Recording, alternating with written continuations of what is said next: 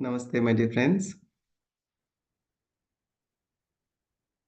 I welcome you all to this evening's meditation class with the theme Past Life Regression, Awakening Your True Potential.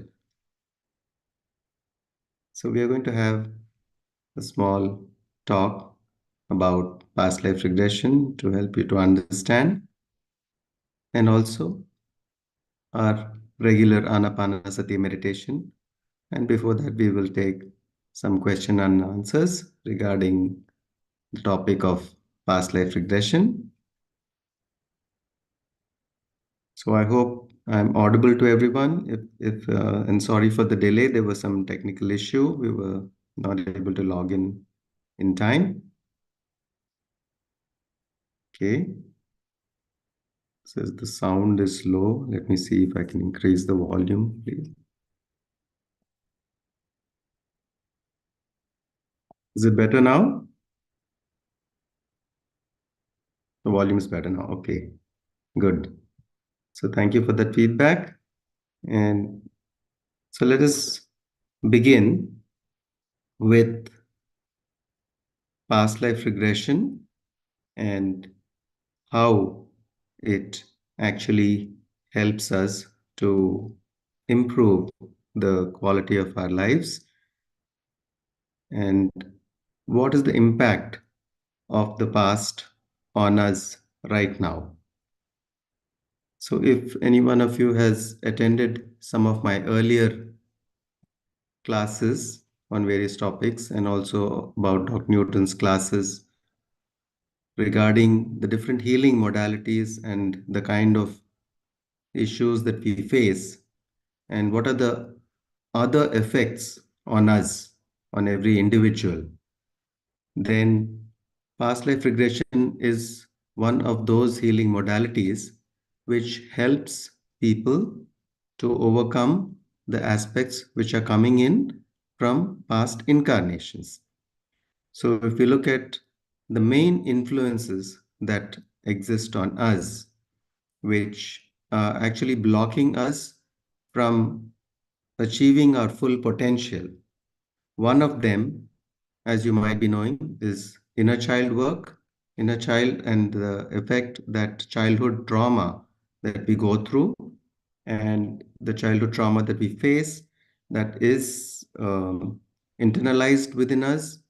And even though we are not aware of it, we start acting out those blocks that we have, and that needs to be resolved. And the healing modality which is used to deal with inner child with the inner child blocks and issues is inner child work. And similarly, there are many patterns that we carry from past incarnations. They are residing in our subconscious mind. The subconscious mind is nothing but the soul memory. We can call it the memory that the soul carries from incarnation to incarnation. And every new incarnation, the experiences are added on to that memory. So it is a kind of an infinite memory, a memory in which we have all experiences stored from the time we actually started existing, or every from the time we actually came out of source, from then till now every experience is recorded in the soul, and that is what, in scientific terms, we refer to it as the subconscious mind, and that's where all our experiences are stored. And it's called the samskaras that we carry are the impressions that we carry from the past incarnations. This is the second form of influence that we have on us. And when many of these samskaras, of course, we do have positive samskaras, we also have some limiting beliefs systems which are coming from our past incarnations. And when we clear these limiting beliefs, only then we'll be able to achieve the full potential that we are capable of achieving in any given lifetime. So that's the impact of the past lives. And this is the second influence that we have. There is another influence, and that is the influence that is there on the fetus when the fetus is inside the mother's womb, and that is the womb stage. And during this time, there are a lot of imprints that are made onto the fetus goes through every experience that the mother and father go through specifically, because it's directly connected, more actually the mother. And anything that the mother is going through, like some kind of traumatic experiences, a lot of stress and strain and tensions, the fetus also internalizes these things. So some patterns, something that is happening in the life of the parents, the desires of the parents, the fetus tries to help in its own way, and it makes certain promises. And this is called fetal imprinting. And to clear this, the healing modality which is used is called fetal re-imprinting, the fetal re-imprinting. Now, past life regression is something that can be used even in the case of fetal re-imprinting. Primarily, we use the technique called breath work, but that brings them to the memories of the fetal stage when they were inside the mother's womb. And then the rest of the process is like a regression process where we communicate, we make them to understand what are the kinds of beliefs that they acquired while they were inside the mother's womb. And then we re-imprint that with the proper understanding so that the limiting belief can be released or dropped. So that's the third influence that we have.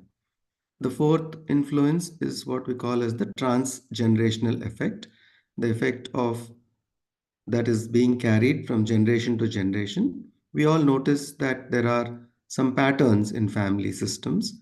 Sometimes the same kind of issue repeats from one generation to another generation.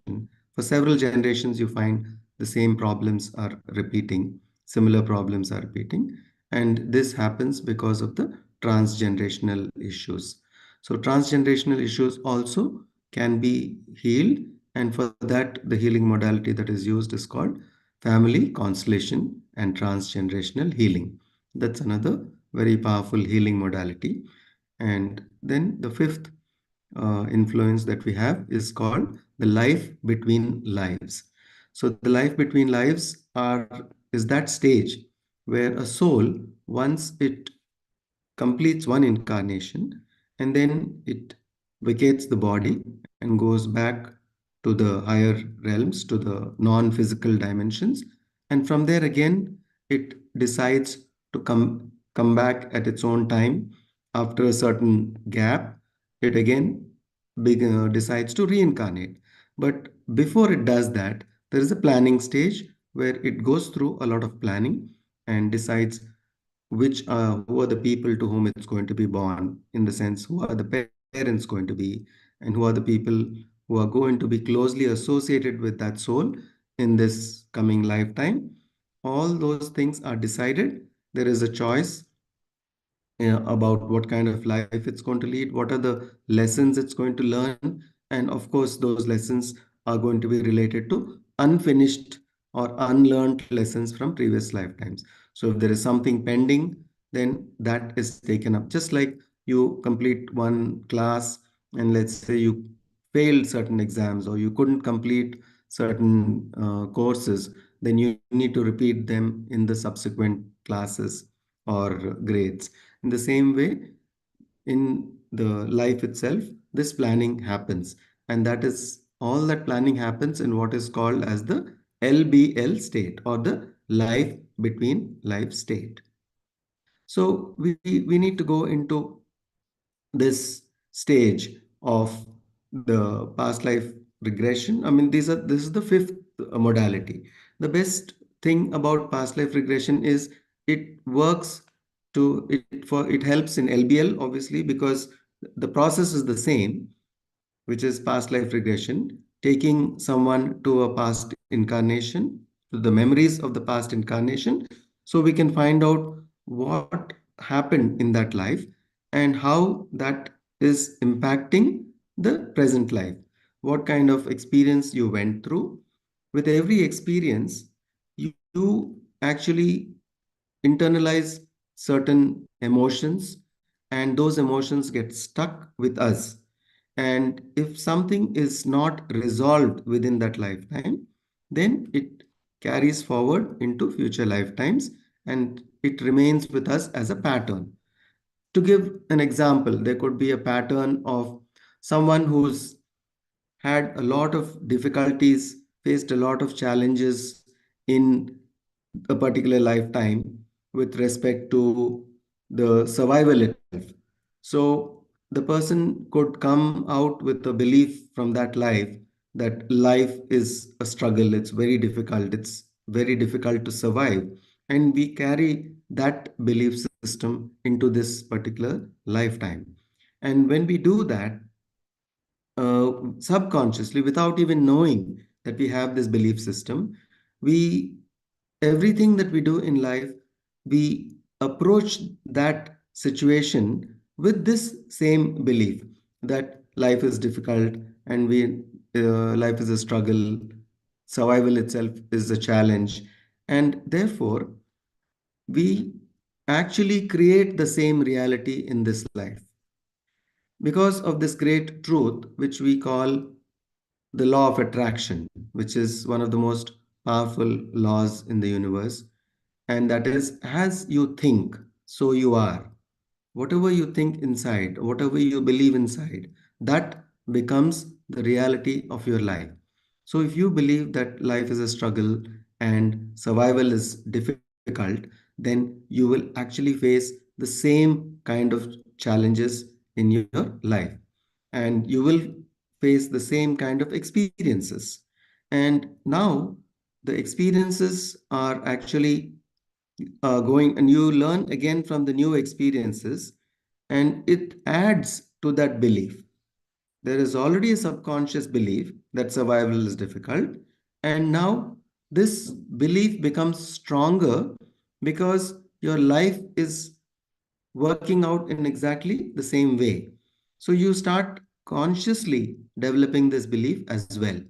And therefore, you go into something which is like a vicious cycle, a kind of a downward spiral in which this belief becomes stronger and stronger, and you start manifesting more and more of these situations. So this is again just the example of that one survival fear, and this can be applied to any kind of fear or belief that we bring into from other lifetimes. One of them, another example could be, let us say you faced a lot of betrayal in different lifetimes. Many times you have been betrayed. So you believe in this lifetime, you come with this belief that people are not to be trusted and everyone is out there to cheat you, to betray you.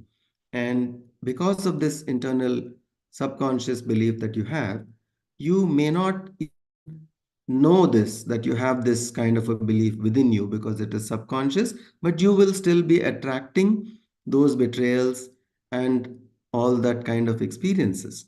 And when that happens, you consciously, this life is also teaching you again the same thing, that people are not to be trusted and everyone is out there to betray you. And this adds to it strengthens the belief which is already there in the subconscious, and you attract more and more of these things. So, how do we come out of this cycle? And finally, if you look at it, why do we actually have these kind of patterns? Why can we not come out clean from any lifetime by releasing those patterns then and there, or by letting go of those beliefs? It's because for that, you need to understand what is the purpose of having these experiences and why the soul goes through these kind of experiences. You need to go back into the evolution of the soul itself. The soul incarnates, and the only agenda for the soul is evolution. It just wants to learn more and more and evolve and keep getting better and better and start working out in a way that its beliefs, all its limiting beliefs, are let go one by one.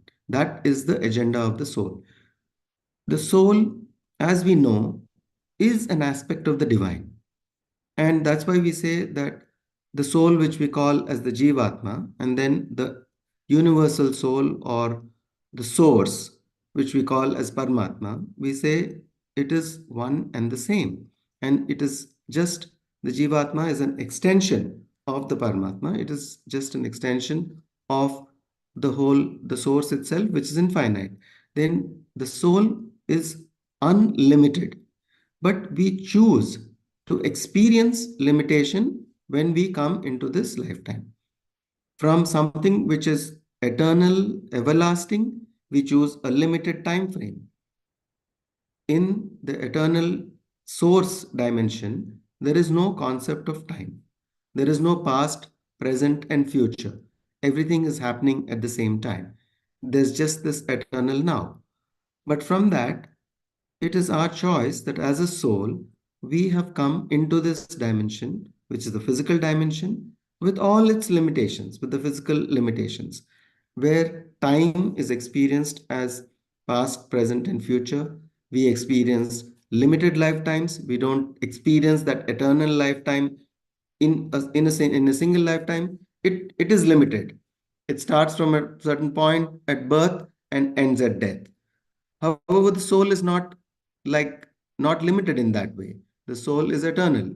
It was never born, it will never die, it always exists, and it will always continue to exist. So when we experience this limitation, the idea of reincarnation and the evolution of the soul is to go through this game of coming into this physical plane, experience limitations, and rediscover the fact that we are actually source beings, that we have come from source, and that there is no limitation as such. And any limitation that is there is just our own beliefs and our limitations, which we have acquired from our own experiences. So, when we experience certain things which cause these limiting beliefs to be acquired by us, then it is the soul looks at it as a challenge that needs to be overcome, because this is stopping the individual soul from coming up or going back to the complete belief in itself, as the divine, knowing itself as the divine, experiencing itself as the divine. So we are not able to do that.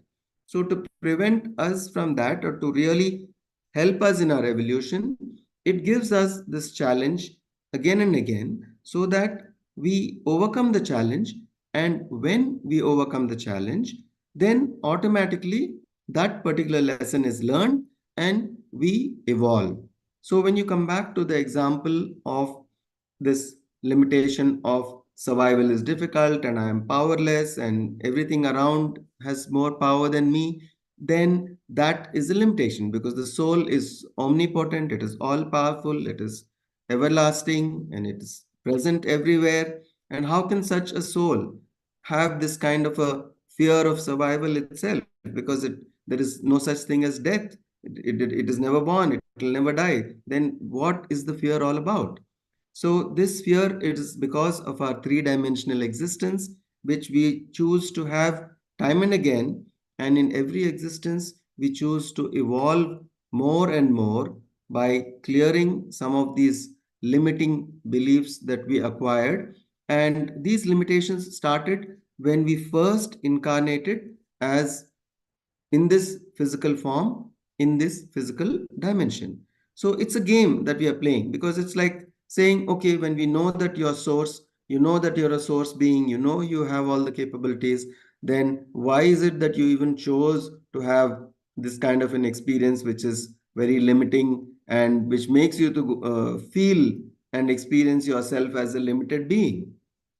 So it is this journey of starting to experience yourself as a limited being, and then understanding that these limitations are all just coming from your own three-dimensional experiences, and they are just what you are carrying as your memories of whatever you experienced in different incarnations, and you let go of them one by one. Thereby you reconnect to your own divinity. The essence of the soul is the totality, the divinity, and its equality to source. We can call it that, because it's not just said by the wise beings of since ancient times that the soul is equal to the divine, but it's not something that you can understand just theoretically and say, okay, I'm equal to the divine, and therefore from this moment all my limitations are dropped. Just by saying that, it's not going to happen. You need to take out these things one by one, these limitations that you have within, which are there within you, and then practically you have to unlearn whatever that you have learned in these lifetimes. All the limitations that you have learned in these lifetimes, you have to unlearn that. And when you unlearn that, then you can let go of those limitations. That's why the process of past life regression is so powerful in terms of helping people to come out of their limitations, whatever limitations that they feel or experience. It really helps them to come out of those limitations, because these limitations are just that, they are something that are limiting you from achieving your full potential. So now in this, there is this concept of the law of karma. So you might have a question, so where does the law of karma fit in this whole thing?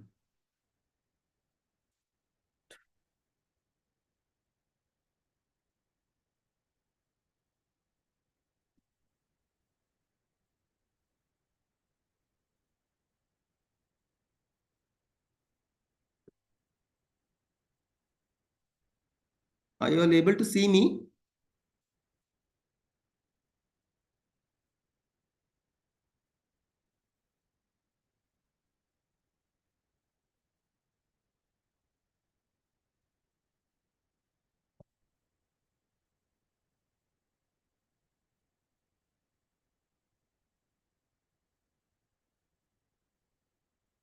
Okay, so please let me know if you're not able to see me or hear me, because there's been a power outage here, a major one.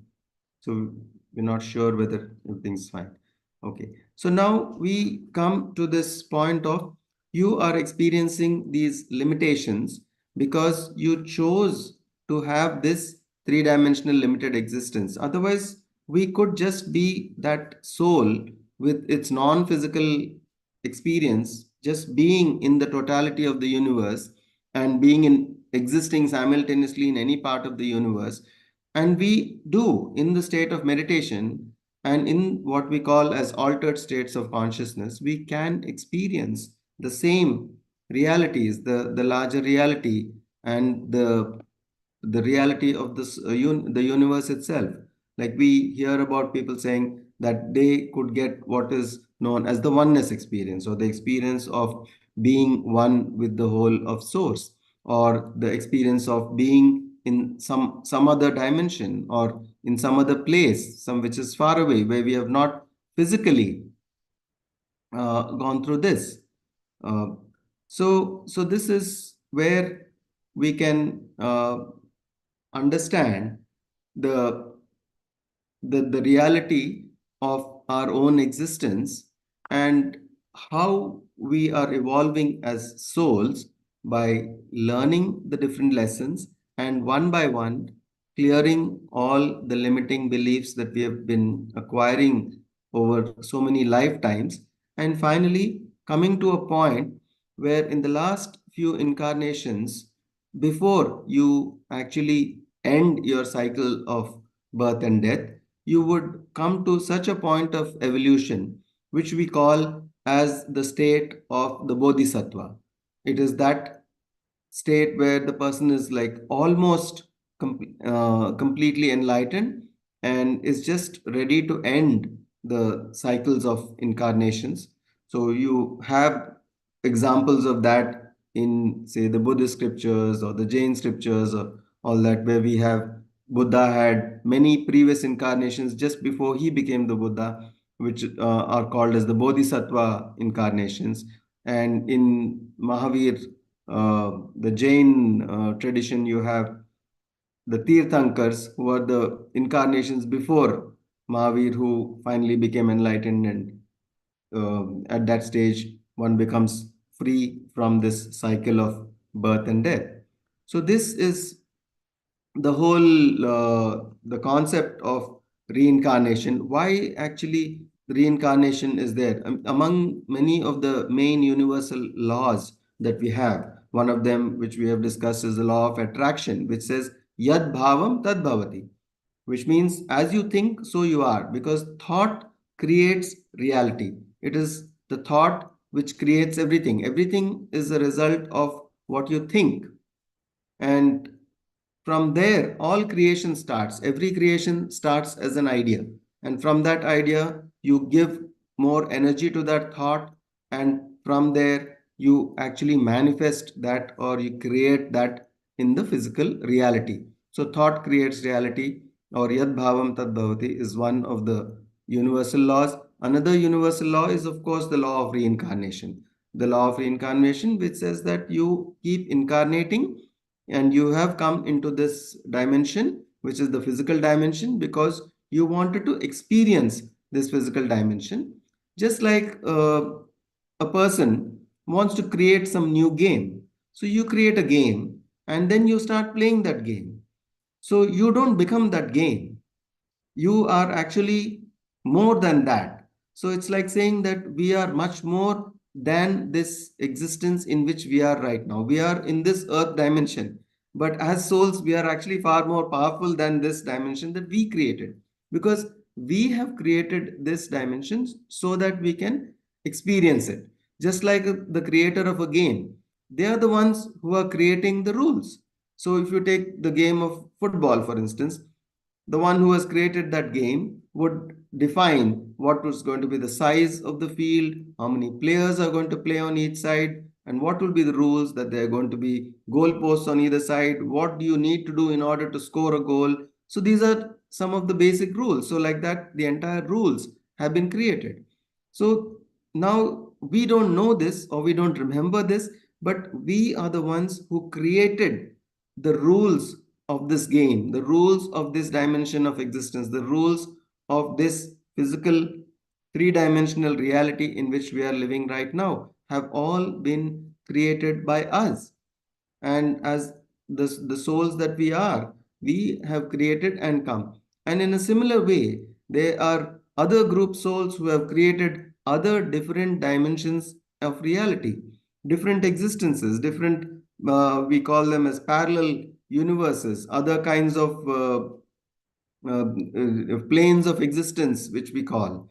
But we don't get into that for now, because right now we are concerned with the reality in which we are existing, where lifetime after lifetime we are coming into this existence, because it is by our own choice that we have come into this, and we have thousands of incarnations in this physical plane, starting off first as a mineral consciousness, and then going on as a plant consciousness, and then moving to the animal consciousness, and finally we are coming into this human consciousness. And it is in this human consciousness stage that it is possible to end this cycle of birth and death and go back to the source. So going back to the source is like our final agenda for the soul in this dimension.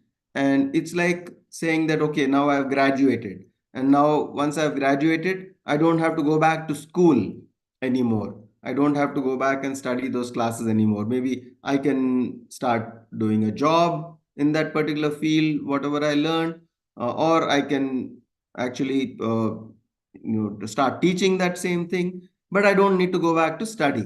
So it's in much the same way when we talk about the ending of the reincarnation cycles. Then we have come to really to that stage. When we go to that stage, then we end the cycle of reincarnation and we go back to the source, and we don't have to come back anymore. But you can still come by choice. If you want to become a teacher, it's like saying, you've graduated from a particular university, but you can go back to one of the colleges in the same university as a teacher, or as a lecturer, as a professor. You could do that. So many of these masters who come in, they have already finished their cycles, and they have already become enlightened, and they don't need to come back. But they can come in as teachers to teach the world. And we are talking about the very highly evolved masters and teachers,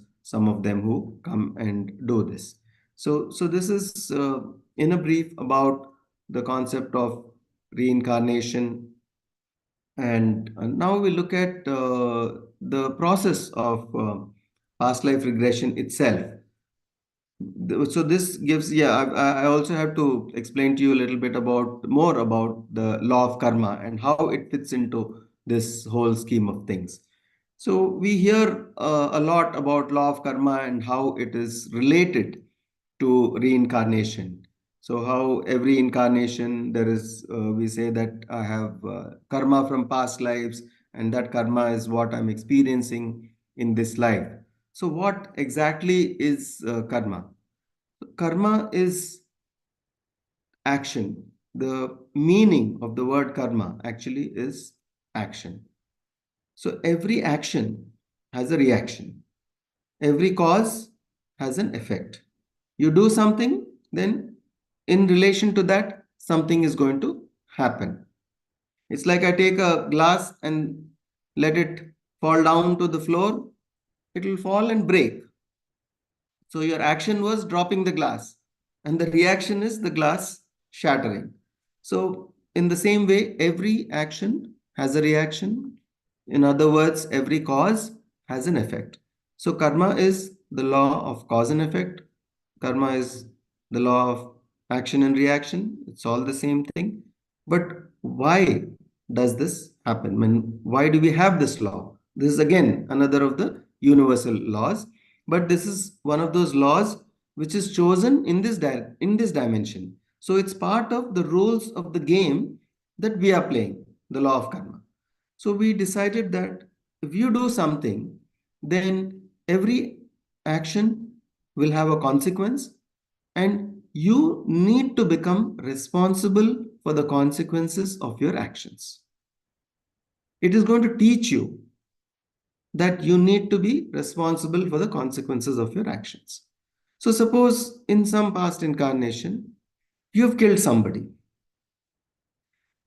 and now is that's not what you consider a divine act. It is not your concept or the soul's concept of what it is to be divine, because you cannot give life, you have no right to take some other life. But you don't understand. Let's say whatever you were going through, you felt justified and you felt absolutely it is the right thing to do at that time, and you did it. And that's how it happens. Everyone feels that they are very much justified in what they're doing. So now going to this example of someone has killed somebody in a certain past life, but when they end that incarnation, then there is a period where they review that life. And that review happens immediately after they die, when they go into the higher planes, and they are met by different guides who help them to review the life that was just completed. Once that review is completed, then they know that there is some learning that has to happen. Because you're coming back to the point of the soul's agenda. The agenda of the soul is that I need to experience my divinity completely, and I need to experience myself as the divine. And that can't obviously happen when I do something like killing someone or having hate for somebody or any of the things that we consider are not the divine qualities. So now going to that example, this review is completed, and then there is a certain learning that happens even in the life between lives state. So in that, there is learning which happens in the non-physical state. You don't have a physical life, you don't have a body, but there is still some type of learning that happens. You learn more things about the nature of the universe and many other things which cannot be understood or even explained in the physical plane. So here, if I talk about there is a non-physical dimension, or I talk about time as being all in one moment, there is no past, present, and future. We cannot understand those concepts because here we do experience yesterday, today, and tomorrow. And how do you experience that? It can only be experienced in the altered state of consciousness, or in that state after death where you automatically return to the non-physical state. So in the non-physical state, you experience again everything as being completely connected to source, to being in that dimension where there is everything is happening at the same time. So you can relate to those concepts of there is no time, and there is no so there are different learnings about how the universe was created, those kind of learnings that happen in that dimension. And at the same time, you complete that learning, and that there is no fixed time limit as to when or how long it takes to go through that particular phase for people. For some it may take few years, some are born maybe within a few days of passing away, and there's no fixed rule for that. Some may take even a few thousand years to reincarnate again. But whatever be it, again, just before reincarnating, you make the plan for the next life. It's like saying you finished your 10th grade and now you have to go into your junior college. So you have to make some choices. So what am I going to do? Shall I study MPC or BIPC or whatever it is in our educational system? Or what are you going to do? Or am I not going to study at all? Am I going to go into something else? Maybe I go into some vocation, maybe I go into arts, or I become a painter, or I become an actor. So what do I need to do? You make certain choices. So in the same way, in this LBL state, which is the life between life state, you actually you make the plan for the next life. And of course, you make a detailed plan only for the next life. Normally, in the same way as after finishing 10th, you make your plans for your plus two, for your high school. You don't really start planning at that stage for your college or for your PhD, because you're more concerned about what is your immediate next step, and your immediate next step is your immediate next life. So here we make this plan, and when we have this plan, we make the entire thing. We also decide, like I said, who are going to be my parents, which country I will be born in, what will be my gender, I'll be male, female. All these things are decided. What kind of a social background, what kind of a cultural background, which part of the world, all these things are decided by you just before you're born, in that planning stage, which is called the LBL stage.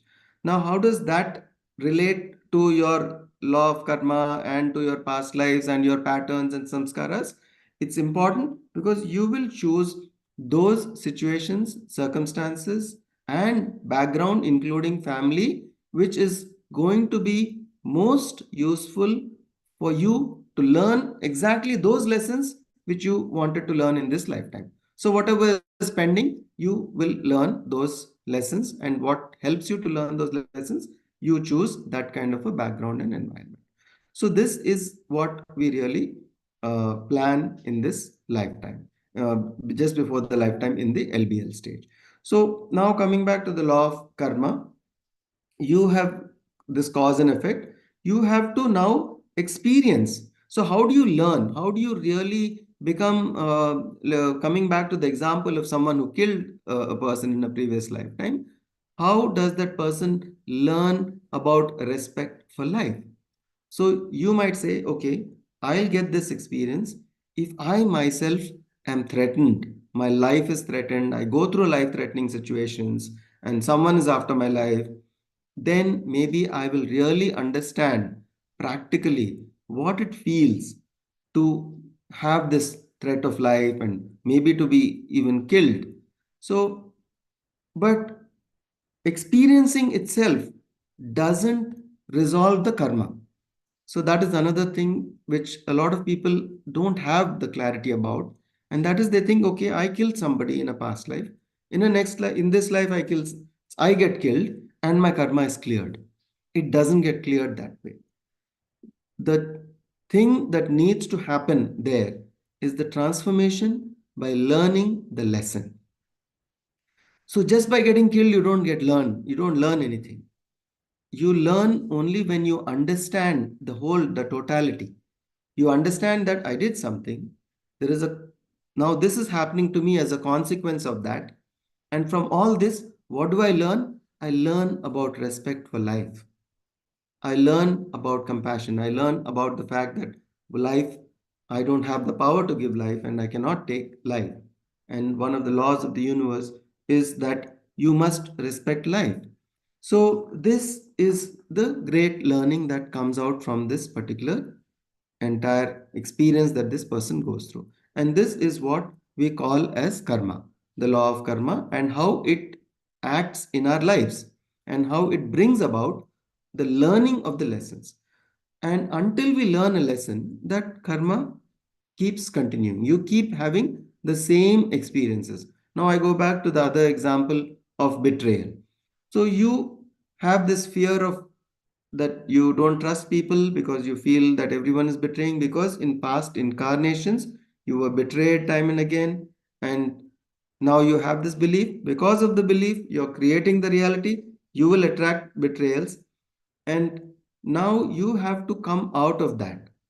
So what is the belief a person has when when they feel that people are out to get them?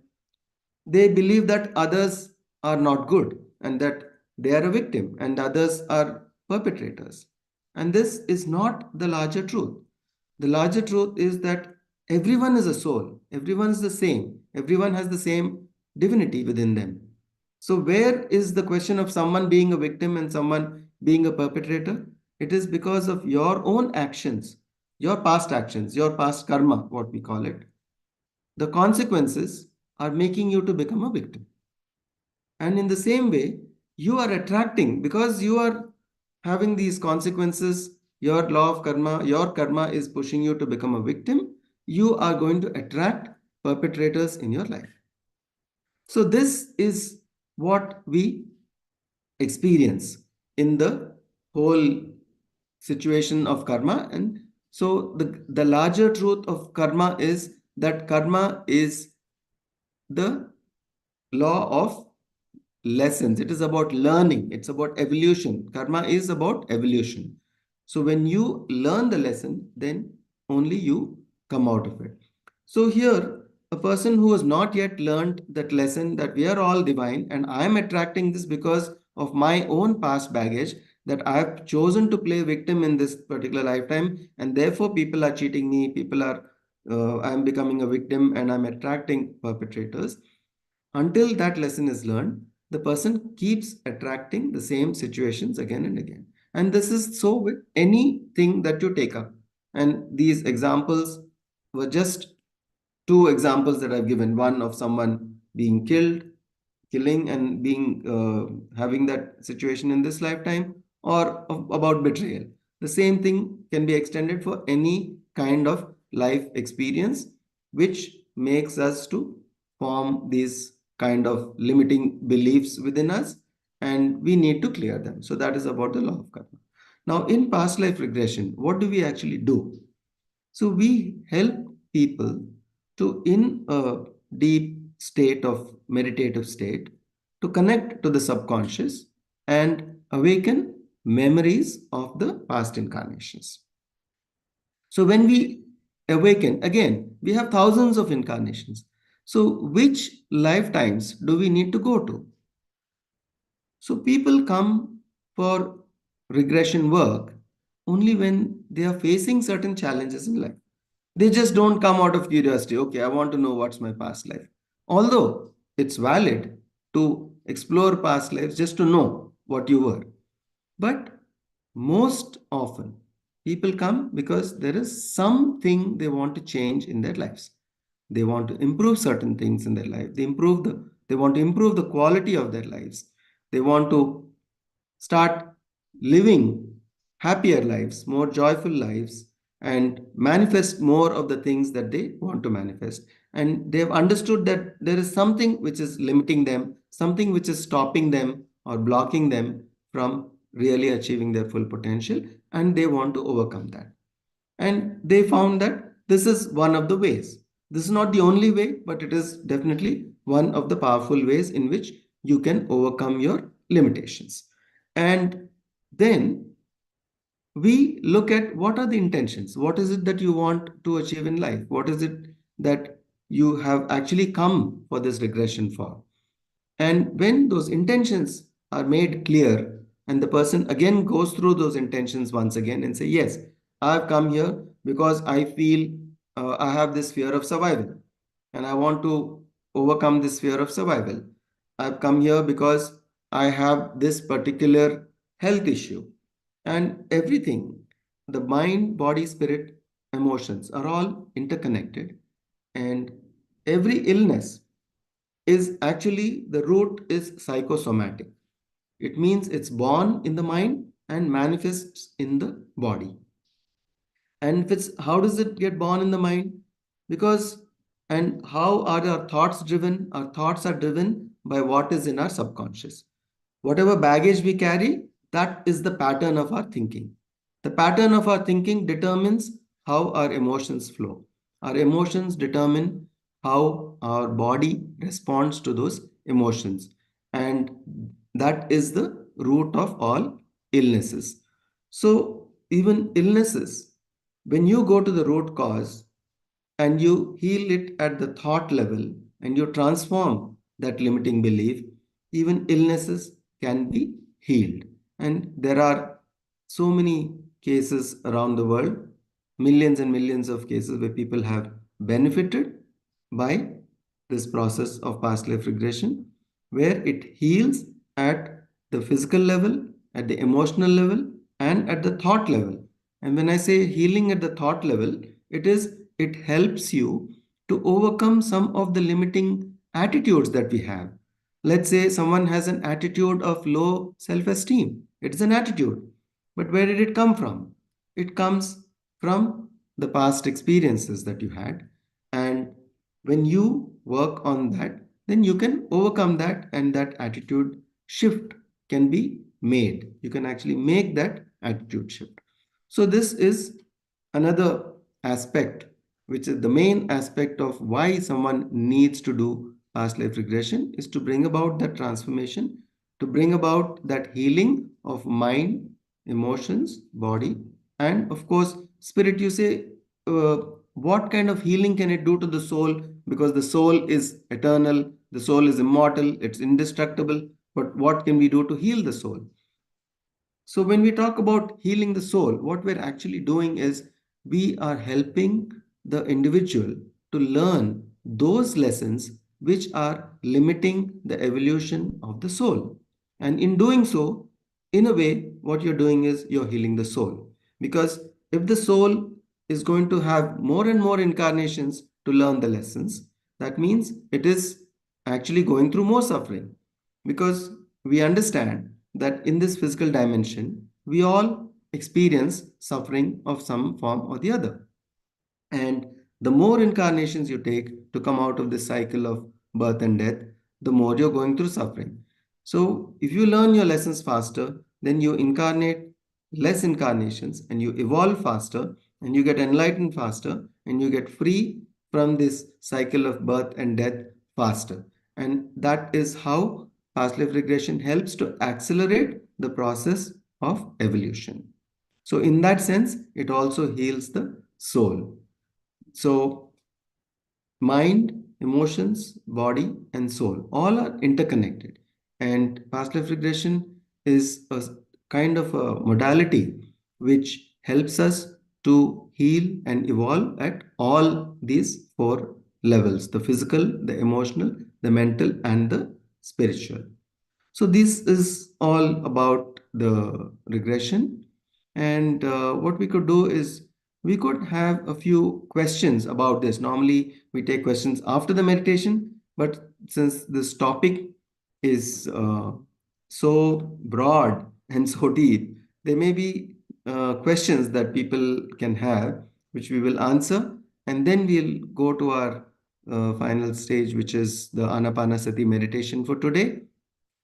So anyone who wishes to ask any questions can raise their hand digitally on the Zoom screen, and we can take a few questions before we go into the meditation.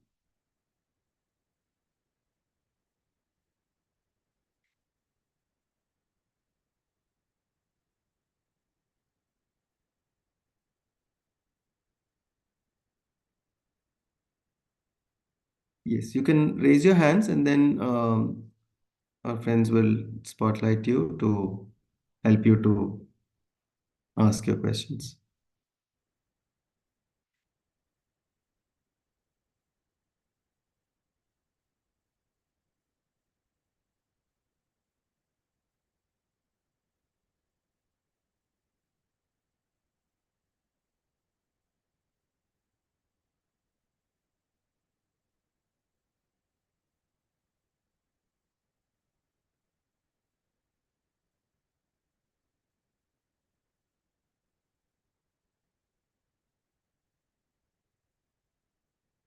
Yes, Manas. Hello, sir. Can you hear me? Yeah, I can hear you. Yeah, you can switch on your video. Yes. So there's a power outage out Oh, here, so okay. I'm No, in dark. no problem. Please But ask it. yes, so sir, I want to understand when you talk about past life regression, Mm-hmm. and there's something called the inner child healing as well. So Right. are these two concepts related, or is this works in totally isolation? How is it, sir? See, when we talk about inner child, it is that period of the life which is in this lifetime only. So it Okay. is also past. So in that sense, everything happens because of what we experienced in the past, Yes. right? But inner child is specifically related to that part of the life where we are, it's during this life childhood. Okay. So Okay. Okay. yeah. Now the techniques which are used, the modality which is used, there is a whole modality to deal in far greater detail in this specific time. Then we call that inner child work. Okay. But Okay. yeah. So in past life regression also, there is one stage or a process which we call as age regression. Now in age regression, you regress to the earlier life. I mean, if, to the earlier ages. Maybe you were 20 years old, then 10 years old, 5 years old, you go into that. That's an age regression. So that brings about those memories.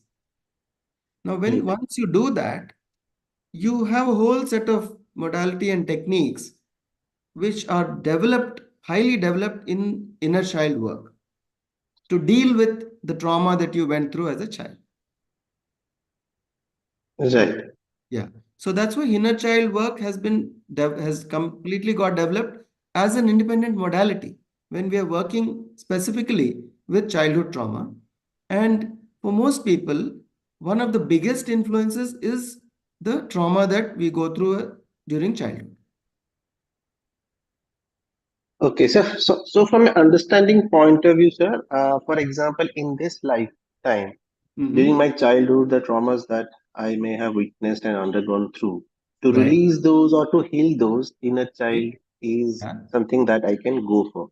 But for Right. example, something in my previous life births, the things that I've Hmm. been carrying on, or the imprints that I have, for Hmm. that, to understand them or to release them or to heal them, if I go through a PLR sessions, that will help me. Even if I Yes. want to learn, if I Yes. go for PLR, then that will help me. Yes, when you Okay. go through PLR sessions, then you bring in those influences. Now, see, our advice is always first, of course, when you do this, everything is interconnected. Even what you're experiencing during childhood, the trauma that you go through childhood, in some way is also related to the baggage that you're bringing from past lives. Okay. Okay. However, this is having such a deep impact that if we clear this first, you will be healed to a great extent, I can say. Now, after that, there may be still something you feel that is missing. There's some more improvement I need. There's something else which is limiting me. Then we can go at the next stage to explore the past lives. Of course, your facilitator Okay. will take care of this if, but provided they know multiple modalities. Now, let's say you go to someone who only knows inner child work, they will work on inner child work. And they'll say, okay, it's done to this point. But there may be, you may still feel that there is unfinished stuff. There is more healing to Work. be done. And then you Yes. can explore at the next level past life regression. And it's very good if you have someone, go to someone who knows both. So in that case, the person will know when to do what, and they don't have to tell you that, okay, right now I'm doing this, now I'm doing this. Just like a doctor is not always going to tell you what exactly they're going to do to you, but all they're doing is to make you better. Right. I was actually asking from a learning point of view. Then, let's say in QLU, we have the inner child also as the PLR Yes, workshops. yes. So doing inner child first and then going for PLR will it broaden my horizon, or how it will help me?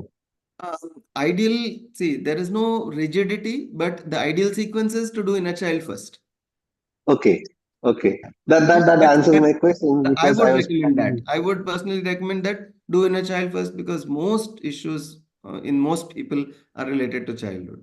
So therefore, Okay. you will be able to help more people better by learning inner child, and if you want to help others, then that would be the place to start actually. Yeah. And then after that, you could then go into the past life things also. Right. Okay. Right. Yeah. Thank you so much, sir, for clarifying me. Thank you. Thank Thank you. you. Yeah. And Sarita ji, yeah, you can unmute. And you can, you can, Okay, sorry about that. yeah. But sir, I would like to understand that to Mm-hmm. connect to my past life, is Mm-hmm. it I should be able to connect, or will my facilitator do the hypnotism or whatever required to help Mm-hmm. me connect to the past life? Okay, so let me make it clear. Past life, some people again, you may I'm not Yeah, I don't think you have that misconception, but some people think that in regression, the facilitator will tell them about their past lives. That the facilitator will look into their past life and tell them about their past life. This is not yeah, that. This is not a yeah. past life reading. That's called a past life reading. Okay.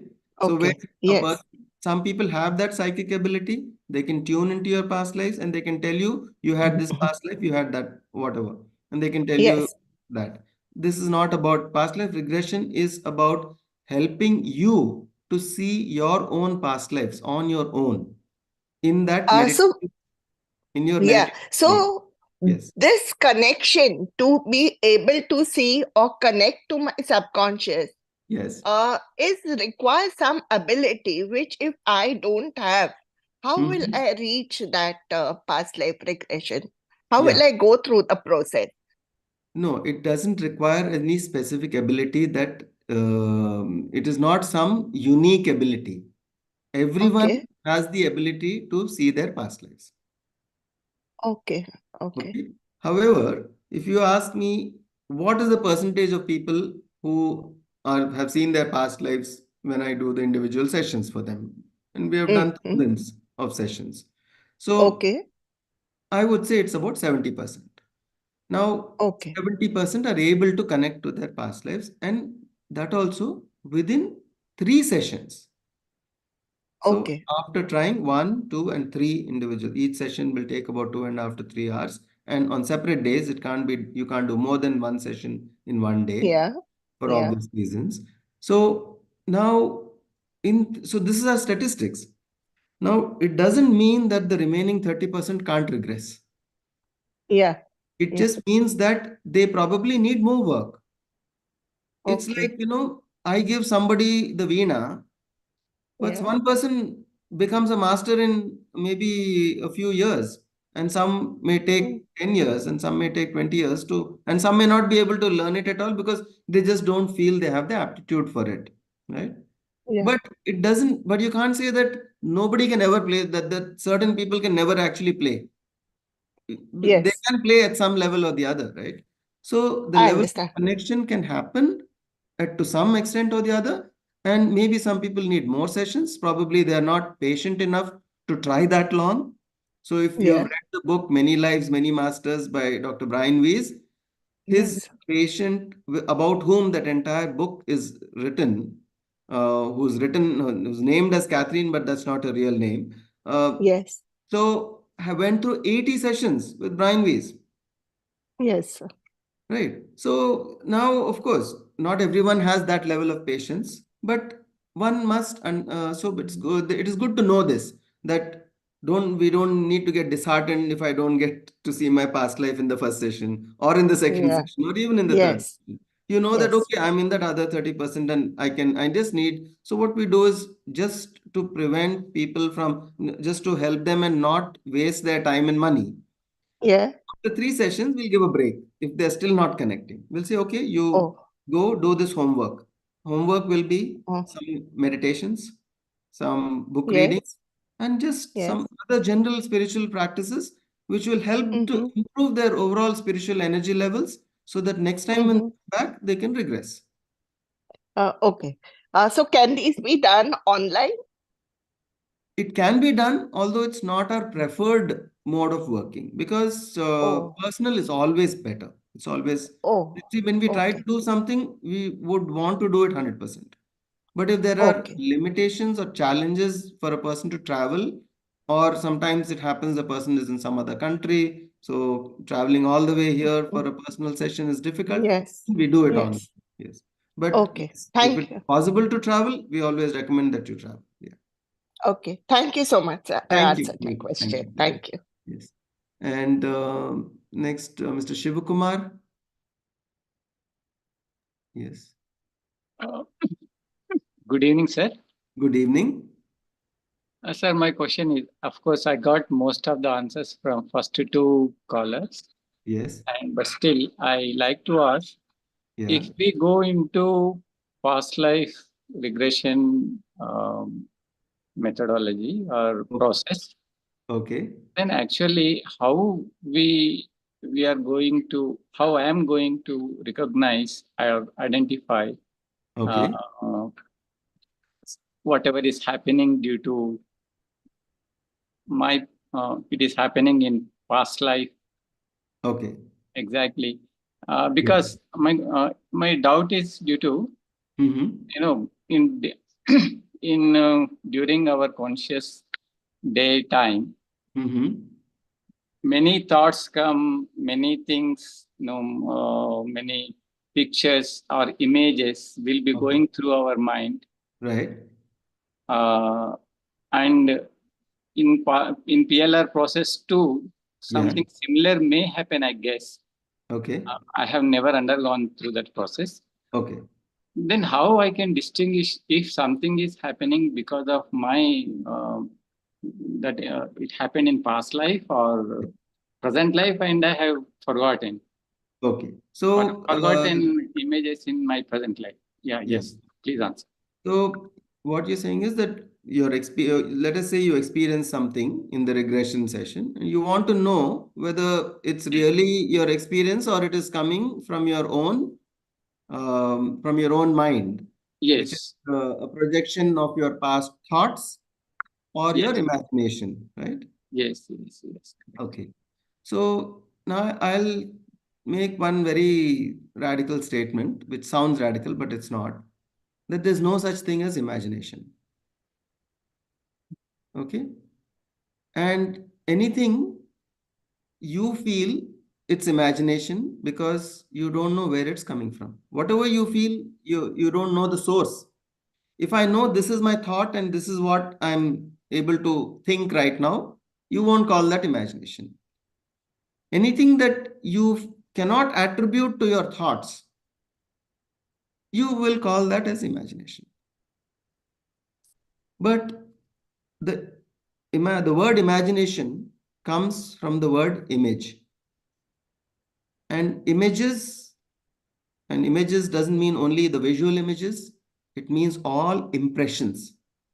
Impressions could be physical impressions. Sometimes in a past life regression session, you will find your body sweating even though when you're in an AC room, because you've connected to the memory of some time when you were in some extremely hot place and you were actually sweating in that past life. So you will feel the same sensations coming again. So these are impressions. So when I use the word image, it is general for all kinds of impressions, visual, auditory. Sometimes you hear things, you see things, you smell things, you can feel the taste of something that you ate in a past life, all those things because your memory is getting awakened. Now, when I'm getting that smell of something which doesn't exist here, Hmm. it is coming from your memory. It's coming from something which is deep inside. So there is no such thing as imagination.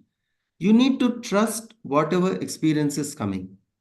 Once the experience comes, and then you don't try to analyze during the session or while the session is going on.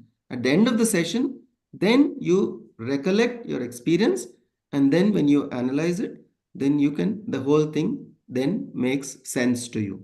You can see the correlation, you can see that this is actually your experience. So this is Uh, how it works. yes, and it means we have to filter out Yes. from the guidance of Your teacher. conscious mind should be, because you're dealing with the subconscious. So when you want to go into the subconscious, the conscious activity needs to be reduced, or it has to come to, when it comes to zero, you get the best experience because then you are totally in the subconscious. Otherwise, if your conscious mind is active, it keeps on producing thoughts and you are getting confused whether this is my thought or it's my experience. So while you do the process, it becomes clear to you what is your experience, what is not your experience. That becomes clear automatically. So while going through the process only, I can Yes, realize it. you get Now, that. whatever the amount of thinking I do, I Yes, can't. yes. Okay, okay. Thank you for asking. Thank you. So Vasanta is asking a question. Namaste, sir. Namaste. Yes. Sir, I have been meditating since long time. Okay. So until last year, I'm not aware of this, inner child and the past life regression processes. Okay. So before that, when I was meditating, I was able to go to the womb, state, and I Okay. was able to see my kids being when I was pregnant with my children. Right. I was Okay. able to go see all those states. That time I didn't know that there is something like this is existing. Right. So I'm very much interested in taking these sessions, but since I'm in America, I would definitely, when I come to India, I would definitely schedule some sessions with you, with your team, and I would love to do that. But while I am here, Yes. since I had some familiar. Your voice is breaking. Hello? I'm here to Yeah. go through the process. Yeah. So That's my maybe you question. can, I lost a bit of your voice in between. Your voice was breaking. But any case, I will, I'll answer that. You can connect with our team and maybe take some online sessions also before you come here. That's fine. That's possible. Okay. Yeah. Who do I talk with So, to schedule this session? yeah, there is a number, and I can share that number, or our team also will share that number on the chat. Okay, so that number is the number to call for any sessions. Uh-huh. Okay, so I will just do that with adding the international code also. Yes. 9849492098. That's the number. Yeah, and also, I've just shared this yeah, on the chat. Yeah. sure. And also, I want to share one experience with you to analyze. I couldn't understand what was the when I try to analyze it. If it is okay, I can share my experience over here. Okay, please go Meditation on. experience. Yeah, so like last week, while I was meditating, Okay. usually in general, it is very common, for me, the masters, they keep coming and um, coming into my meditation. Sometimes I intentionally invite some masters. Sometimes I simply just sit meditate, and they keep coming into that session. Experience. Okay, right. Yeah. So this, with that being said, I keep seeing, Ramakrishna Paramahamsa, Sarada Devi, Ramana Maharshi, Patriji sir, and my other masters who got me into this meditation. Sometimes my grandparents who are not here anymore, they also keep coming, and some masters who are still doing meditation. Those kind of things happen. This Right. particular time, while I was meditating, I had some conflict with some, at work with some of the co-workers. I have never been in this situation before, though I have been working since long time. But lately, for the past 2 years, I have been having some conflict with some person. Right. So I have been trying to, work on that. Okay. This particular session, I was meditating. Sarada Devi, she joined the session. She was looking very giant person, very Okay. giant. Okay. Okay, always when I see her, she always comes with Ramakrishna Paramahamsaji. Okay. So once, first I saw her, and she said, "You have rejected somebody." That's the message I got. And then I was just, keep focusing. Just being in that moment. And then I saw Ramakrishna Paramahamsaji. Okay. And after few seconds, I saw Dr. Newton ji and Lakshmi ji. Okay. I do see them here and there coming to my meditation sessions. Okay. Every time when I see them, I get so emotional, I get so with happiness, Right. So this time when I saw both of them, I started crying in the meditation. Okay. Okay. I literally, tears rolled in my eyes. I started crying like I was totally, it never happened. This kind of experience never happened to me, like crying in the meditation. I was so emotional. I was so happy for seeing it. Like the emotion that I was having in during that moment was Yeah. when I didn't get to see my parents for a long time. After seeing them, how you feel? Like that, I Yeah, felt. you felt like that. Okay. Right. Yeah, I felt like that, and I felt like I lost them for some time, and then I rejoined them. Okay. I was in that situation, I mean, in that experience for some time, and then I kept crying during the meditation itself, and then, yeah, that's all. I Okay. don't know. Was there any relation, I mean, any connection between the message that I got from Sharada Devi ji, like, I have rejected somebody, and, after a few seconds seeing, Dr. Newton ji and Lakshmi ji. No, I mean, see, you have to interpret that. Sometimes it's not, it could relate to multiple things.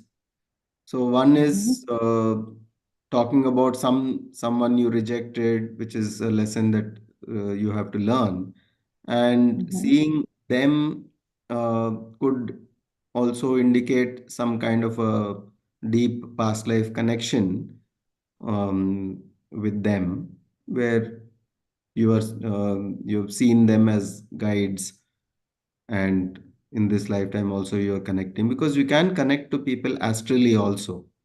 In meditations you can connect sometimes, particularly those who are more evolved beings can connect to us astrally in our meditations. Yeah, so you can connect through them astrally. So it's about every experience is something that you need to learn from. So you have to ask yourself the question, what is it that I have to learn from this experience? That is the way to understand. No one can decode experiences for you. Meditation experiences, if you ask someone, okay, what does this experience mean? Even that you need to ask yourself. And then you will know, okay, yeah, this is what it is trying to tell me. Because you will know something where it relates to your own life and your evolution that way. So I need to ask this question while I am No, after the in that meditation session. also you can do another, After, you can ask yourself a question and again sit in meditation. Then you will get the answer okay, from inside. Yeah, okay, that's how okay. we need to do. That's how we keep learning from the meditation experiences, because experiences are not just to be left like that.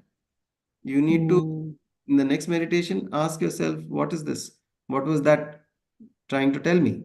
And sometimes you get that insight. At the end of the meditation itself, you get the clarity. Oh, this has come and this is what it is showing me.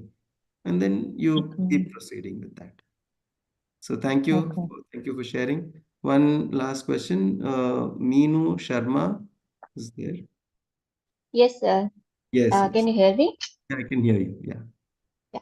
Thank you.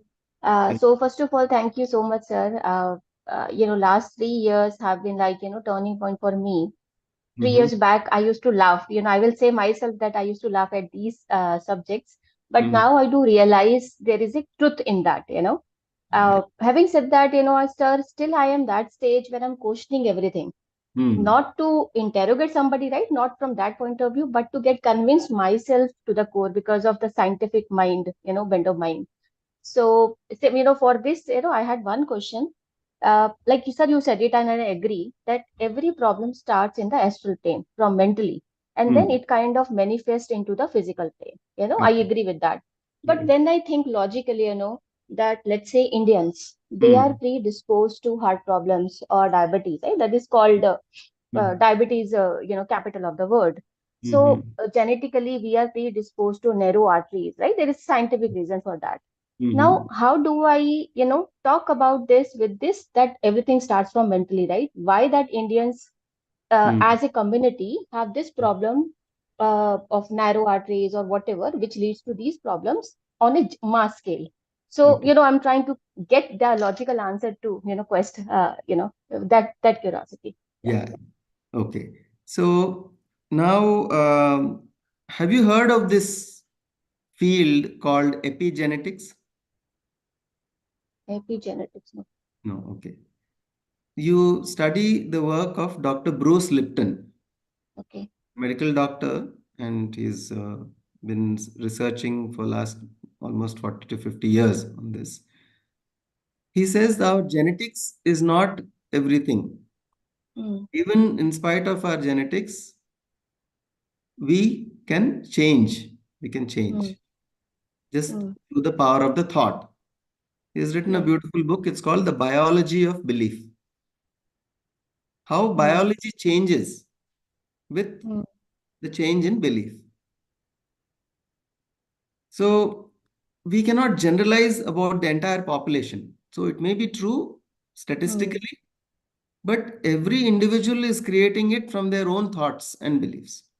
So if there are more people who are predisposed to a certain illness, it means more people are thinking in a certain way, which is creating that particular illness. Not just thinking in this generation, but their thought process is happening in a certain way from generation to generation. It's not like, so our genetics is actually being molded by our thoughts. Okay.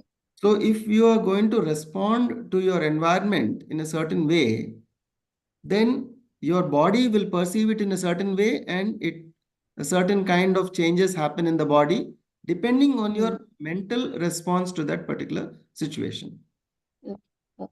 Got it. Someone goes into a situation and they are extremely fearful in that situation, then the fear is going to kick in inside, and all those stress hormones will be released, and that impact will be there in the body. And if you're continuously going through that, there would be changes in the genes within that person, which are creating all those things, and they are coming from that fear response. Whereas on the other hand, if the same situation, the person is maybe having some basic fear, but is handling it in a more confident way, in a way and in a positive way, in saying that I can handle this and doing things without going deeper and deeper into that fear and to the stress response or the fight or flight response, then there is going to be a different impact on the body for that person. So this person will then start actually creating those good chemicals inside, and those good chemicals are going to heal the person and make that person stronger. So over a period of time, this person is going to have the illnesses, and this person is going to be well in spite of challenging external situations. Got it. So in a We kind of also way that DNA. study the work of Dr. Joe Dispenza. Dr. Joe Dispenza, he's written an amazing book called You Are the Placebo. You are the placebo. So you might have heard about how the placebo has been used even in medicine, even in medical in the Second World War. When they ran out of medicines, they just gave distilled water or saline water, and then they said this is a very powerful medicine and this is new variant and all that, and the person started healing. They started, their pain started vanishing. So then they understood the power of the mind on this. So if just saline water as a placebo can be a substitute for morphine, which is supposed to be one of the most strongest painkillers. And this is recorded evidence in the Second World War, and that's how people have started studying about the placebo. But then the research about it was left there, not much. But now again, amazing masters like Dr. Joe Dispenza, Bruce Lipton, they have brought this back because it all connects to the power of the mind Ultimately, it's to reality, the power of the mind, how powerful the mind is. Okay, got your point. So I'll go through this literature definitely. Kind Yes. of understand also, but yes, still I'm talking Yes. more to convince myself. So Yes. finally we need to start doing the practice. So Mm. you take up some issue that you have, some physical ailment, some physical issue, and start working on this through the meditations, through this, and work on it, and you will see the change. Once you see that, then you have your own. You don't have to look for outside proof. Yeah. You So one more we point I'll become add here. we Yeah, become the quickly. living proof of that. Yeah. Yes. If I Thank you. just may add one more Yes. observation, Yeah. last year actually I have gone through 4 days of PLR session, not from here, but Mm-hmm. through a friend who actually learned from Dr. Newton only. Yeah. So I did not see much in 4 days. As you said it, not everybody is Right. destined or right. But Right. after a week, I had this kind of determination in the night that I want to see something. I Yeah. slept, and in the morning, I had the energy surge in the forehead, kind Okay. of electricity flowing. It was a first experience, and Right. I saw some vivid images. I was half asleep and half. So I Okay. was trying to understand that what kind of this thing is, because I saw some visions in a Okay. field or in a train, and it was like electric surge in the head. Right. I don't know what is a better term, but Yeah. after that I did not have it, and I did not have in the that class, PLR class, but Okay. after a week itself. So how do you connect the dots with this, sir? Yeah. So it's like your experience. Like once you've started working on that, it is creating that inner experiences. It is opening up the blocks and clearing those limitations which are there within you. Okay, so it was something real. I mean, real PLR. I mean, in terms of regression. Yes, it is. We actually connect to those experiences because we don't believe that it is possible. At some level, we feel, is it possible? Mm. Can I see? So that itself stops the experience. Mm. Yeah. So you must Okay. be more open and say, and no, yeah, it can happen. I mean, it is possible, Mm. and things will begin to happen. Thank Right. you. Thank you, sir. So now let's go into a meditation. We will start with the Anapanasati meditation. Take off your spectacles if you have any. Close your eyes. Clasp your, interlock your fingers after clasping your hands like this, and keep them in your lap. If you're sitting in a chair, you can sit cross-legged at the ankles. Cross your feet at the ankles. And if you're sitting on the floor, you can sit cross-legged on the floor. If you're sitting against with your back to the wall and need to take support, you can also take support from the wall. Try to keep your back as straight as possible without being too rigid, without being too stiff in a way that you feel discomfort. So just go through, feel more comfortable. Sthira Sukha Asana. This is what Maharishi Patanjali said that we need to do to get into the state of meditation. Sthira means to be, to sit still. Sukha Asana is sitting in a comfortable posture. And then just observe your breathing. Notice how your breath is going in and how it's going out.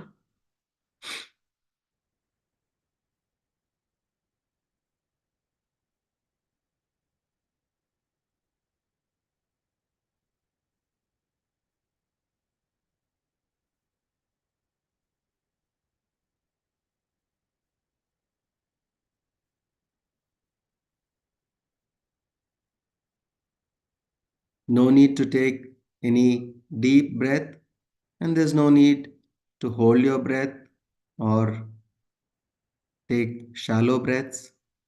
Just observe your natural, easy, peaceful, tranquil, calm breathing.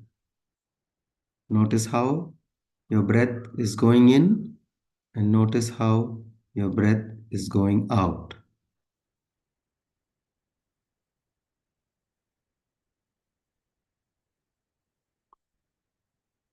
Meditation is a deep inner experience.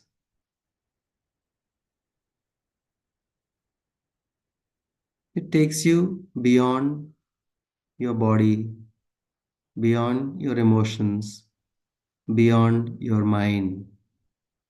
It takes you deep into that state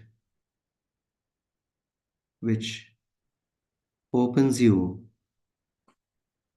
to the experience of knowing yourself, of connecting to your own soul, of knowing yourself as that immortal soul, that omnipresent, omnipotent soul.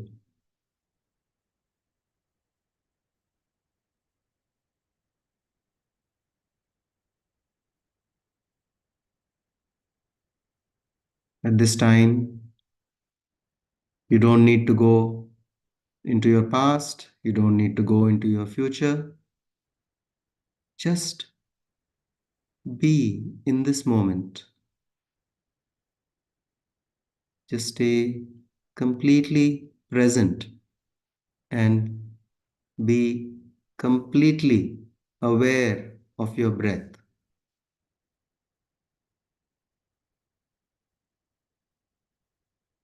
Notice how your breath is going in and how it's going out. Every moment of your breath, just be with it.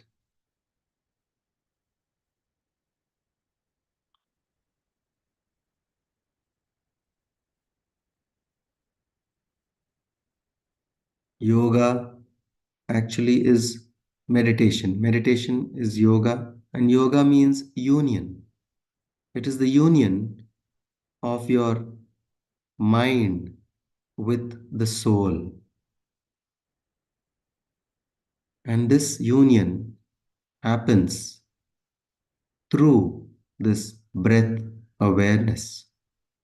When you're completely with the breath, then all mind activity stops.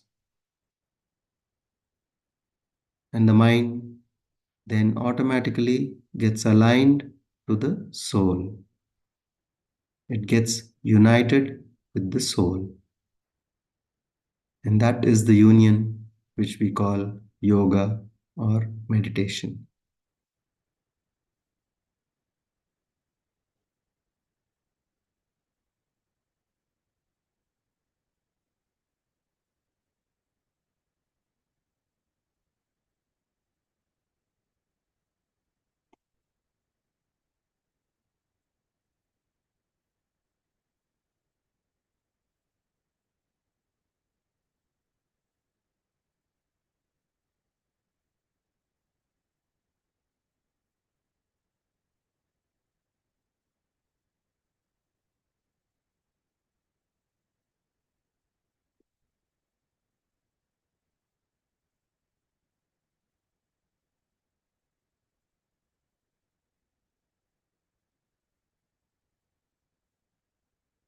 If you still get any thoughts, you can just say to yourself that at this time, my only work is to observe my breath, to watch the breath, to be a witness of the breath. Just to be in that state of witnessing what is happening.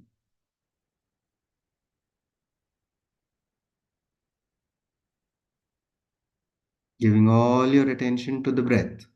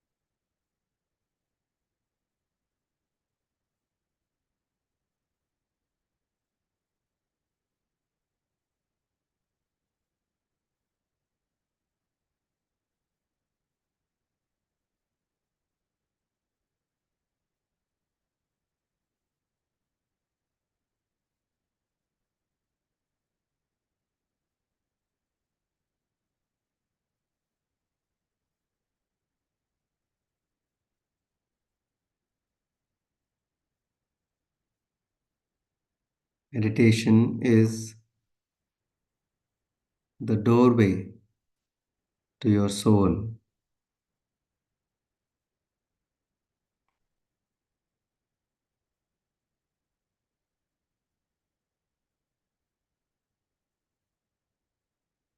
And it connects you to who you really are.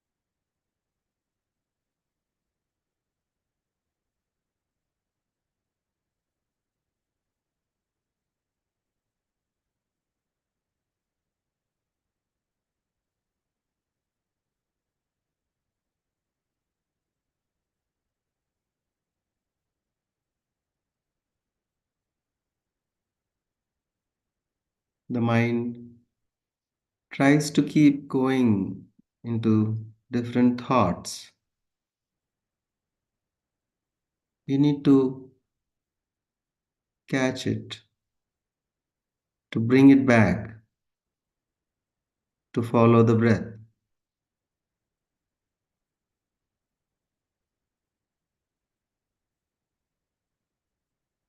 Meditation is not effort, it is the dropping of all effort.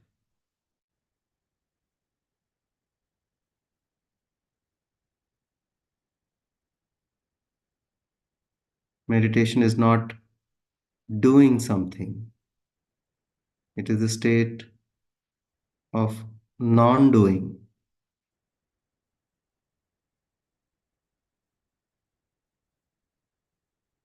Meditation is not a state of mind, it is a state of no mind.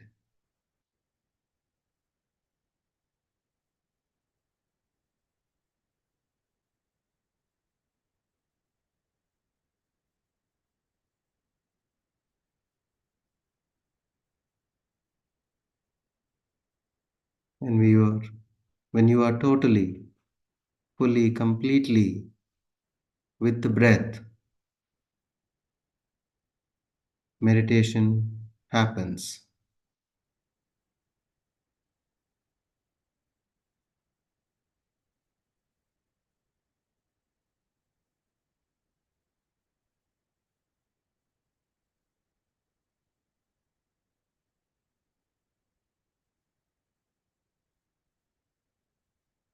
Last 3 minutes.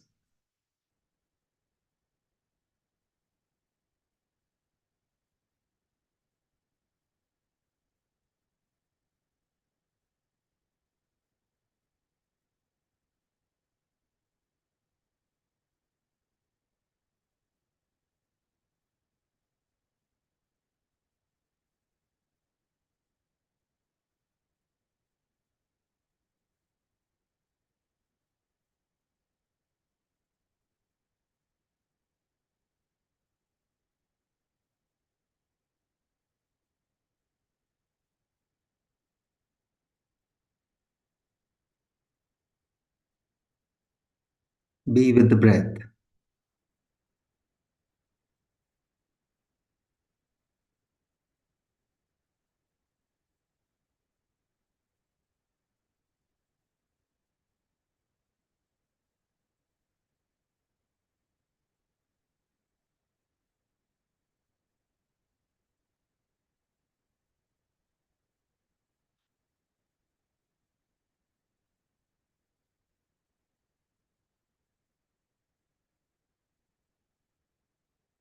Two minutes more.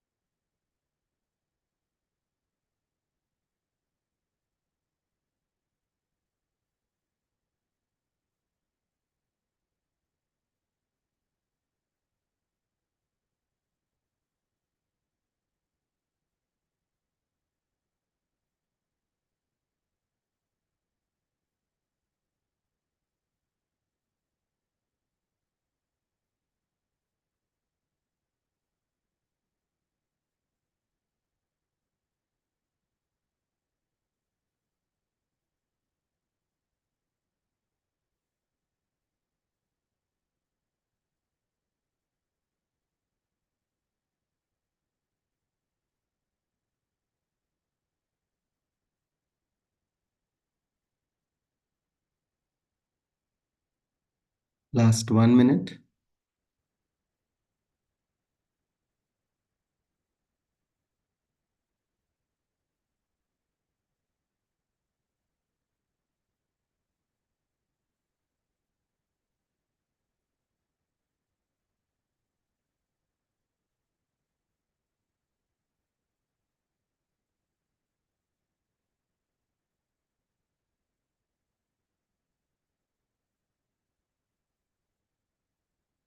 Thirty seconds more.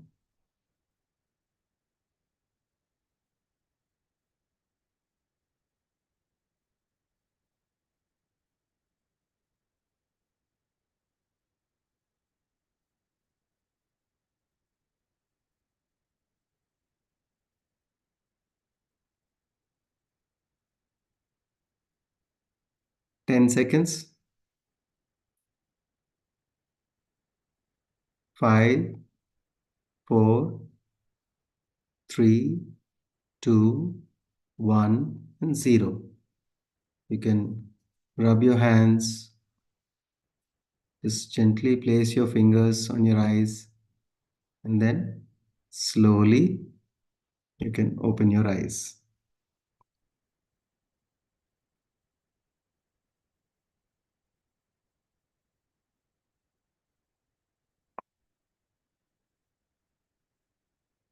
So friends, thank you for joining us in today's meditation class, and also hearing the class about past life regression.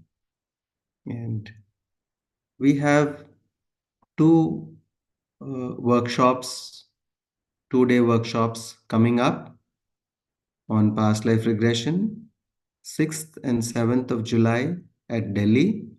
So this is our first self-discovery program, which is, we call it as the level 1 of the past life regression workshop, 6th and 7th at Delhi, and it's going to be conducted by Hitesh and Shubhangi at Delhi. And then on 13th and 14th at our QLU Campus, Vikarabad near Hyderabad.